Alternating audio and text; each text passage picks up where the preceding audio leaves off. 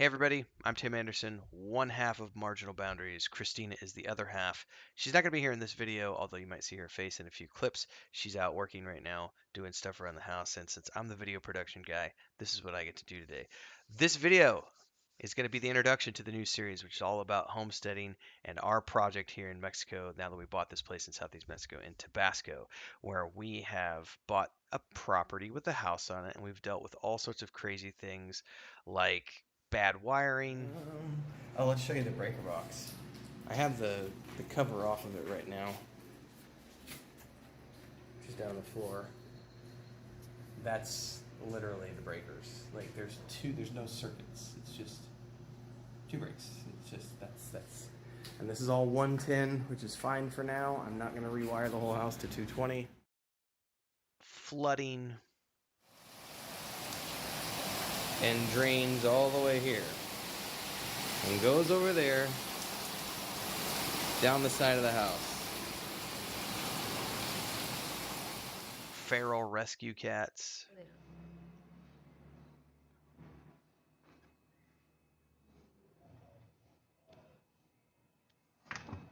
Starting to grow chickens. What did you do, Chris? Nothing.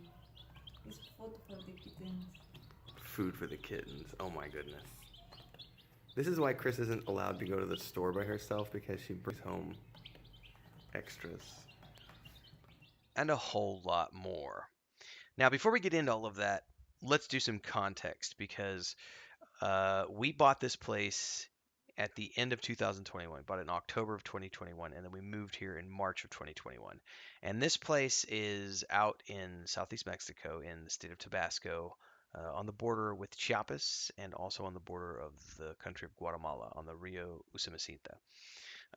It's a hot place to live, but it is close to her family. And for those of you who used to attend our workshops back in the day, you'll know the general area, because we used to bring our workshop attendees out here for their graduation to do tours of some of the local areas like Yachilan, Bonampak, Palenque, and so on and so forth, touring some of the Mayan ruins in the Mayan heartland. Now, um, this being a homesteading project, what we basically did is the infrastructure was here, to some degree. There was a house and a piece of property. What was lacking was electrical wiring. Yeah, the plumbing was here, and there was basic wiring for lights and everything else, but there was not wiring. There was no circuitry. I had to get the house rewired so that I could have like a mini split air conditioner installed and have circuit breakers for all the office equipment and the kitchen equipment and all the appliances and everything else. We're dealing with drainage issues in the backyard. We had to take a barren piece of land and get it back into a fertilized state so that we could start doing garden. But we're dealing with a, iguana infestation. We've got rescue cats, and we've got, chickens, and it's all the fun stuff that has happened along the way that we've been documenting since we moved in here in March. So what can you expect moving forward? First and foremost, I've been documenting with footage. Chris and I have both been recording video footage with our phones, and have just been documenting everything since we got here. We've looked at, what did the house look like when we got here? What is it looking like now? You can look at the office now. The office looks decent based on what you're seeing right here, but you're also getting a very, like, I'll show you the wall here. Like, I still haven't repainted. Like, that's just a block wall with a water-based paint that the previous people who lived here just slapped on all the walls before they left, and it's just peeling off the wall because of humidity. And that's something that's not a crucial fix. It's not detrimental to the house. It doesn't affect the lifestyle of anything. It's just a visual thing. So those are things that we just ignore because it doesn't need to happen, and you don't see it. And if you don't see it, it doesn't really matter, because it doesn't bother us. Things that are on our priority are like getting the drainage issues sorted out so that every time it rains, we stop getting the flooding happening. Um, Things of that nature, and we gotta get the house re-waterproofed, and there's a whole bunch of stuff that's happened to get a garden built. But first, we have to deal with the iguana infestation, and these are the fun things that we're documenting and we're starting to finally produce here on YouTube. So if all that sounds fun to you, you need to do a few things. First and foremost, like, subscribe, and hit the bell icon so you get updates for future content. We're going to be producing a lot of stuff here on YouTube. More than likely, it's going to be about once a week. I don't really have time to do it more than once a week because I am full time on that project and I am a full time YouTuber these days. So my day job is streaming video games and full time YouTube production over on my gaming channel. So I get about once a week, I think, is what we're going to be producing here. Maybe some shorts here and there, but pretty much everything is going to be here on the YouTube channel. We may spin up a TikTok account to start doing some marketing around short videos and stuff, but for the most part, it's all just going to be focused on YouTube. Um, so, like, follow, subscribe, all those good things. Um, I would also suggest that just get prepared because we're going to be doing a lot of cool stuff. Not only are we going to be documenting sort of the homesteading process, the building, building of the chicken coops, the building of the cat sanctuary, and the building of the garden, and remodeling the house and everything else, but we're also going into what did it cost us to buy this piece of property in Mexico? What is it like buying a piece of property in Mexico? What's it like living in a pueblo in Mexico? We are in a very small pueblo with around 30,000 people in the middle of nowhere. We're 2.5 hours away from the nearest city. There is a bus station here, but it's mostly just vet clinics and cattle country. And um, it's if you've ever watched any of my live streams, like all my neighbors have pigs, chickens, turkeys, ducks, all sorts of wildlife.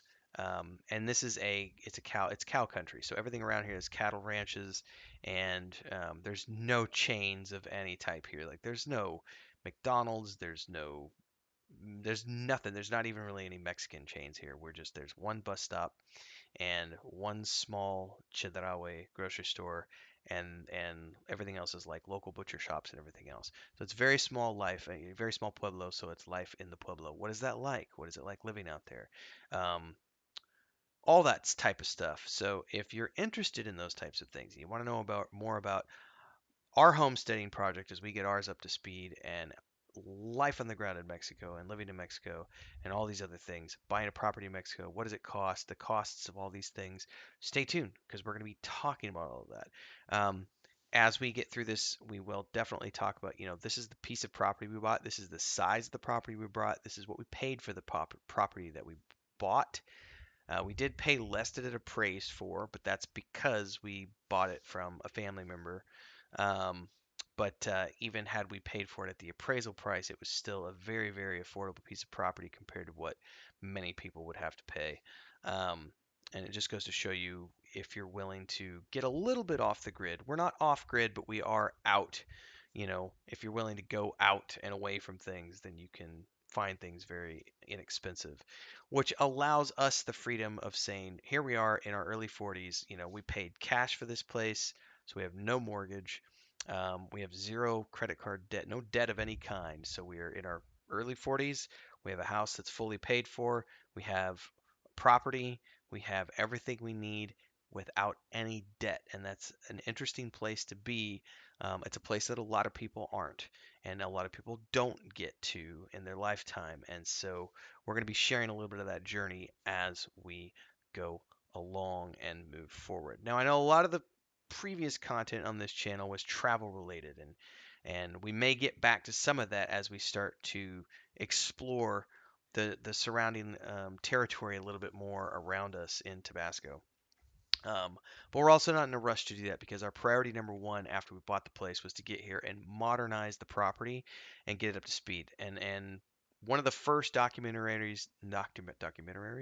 of the first documentaries I'm doing on this channel is going to show you a 12-minute video that we recorded 5 days after we arrived, which details the interior state of the home. And breaks down the challenges that we're facing with modernizing the property. The first issue being the wiring, which thankfully I got worked out, fairly quickly, but we were still a couple weeks. It was a couple of weeks before we were able to get electricians in here. I think it was closer to 3 weeks. So it was 3 weeks of living with like no air conditioning in the tropics. And no electric. It was bad. Like when you see the electrical in that documentary, you're gonna be like, "Oh my God!" Like it was bad. But then, getting a mini split installed and getting the internet, and surprisingly enough, like the internet here is it's not fiber optic, but it's pretty decent. I have a 200 down, 16 up that's pretty stable most of the time. We did have to have a little bit of a fight with the local ISP at the beginning because they were trying to cap my internet speeds after 7:30 at night because I was streaming and using a lot of bandwidth. But after a few calls to corporate, um, Chris got pretty feisty and heads rolled and somebody about got fired. And once that happened, they were like, okay, yeah, we'll totally just take the cap off and yeah, no more cap. And it was like, thank you.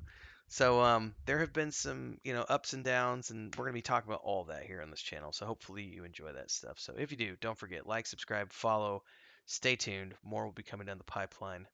Until then, stay tuned, stay healthy, and stay safe, everybody.